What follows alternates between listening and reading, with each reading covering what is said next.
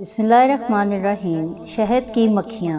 افل اور کارا کے چند منافق حضور اکرم صلی اللہ علیہ وسلم کی خدمت میں حاضر ہوئے اور کہنے لگے کہ ہمارے ساتھ چند مبلغ روانہ کر دیجئے جو ہم لوگوں کو دین کی باتیں سکھایا کریں اور ہم لوگ شریعت کے احکام سیکھ لیں۔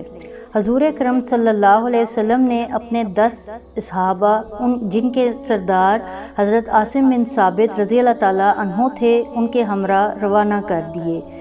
یہ لوگ جب مقام رجی پر پہنچے تو منافقین نے بدعہدی کر کے قبیلہ بنو لحیان کے 200 آدمیوں کو ساتھ ملا کر ان 10 صحابہ پر حملہ کر دیا۔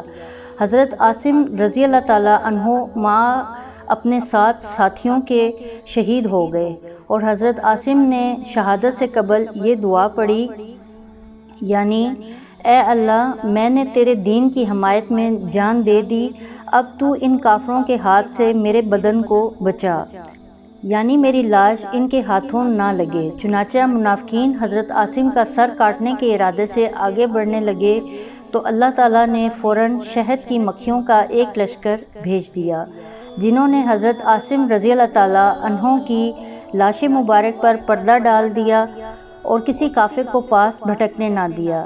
جب رات ہوئی تو خدا تعالیٰ نے ایک سیلاب ایسا بھیجا کہ حضرت کے بدن مبارک کو بہا کر لے گیا اور کافر خائب و خاسر پھرے۔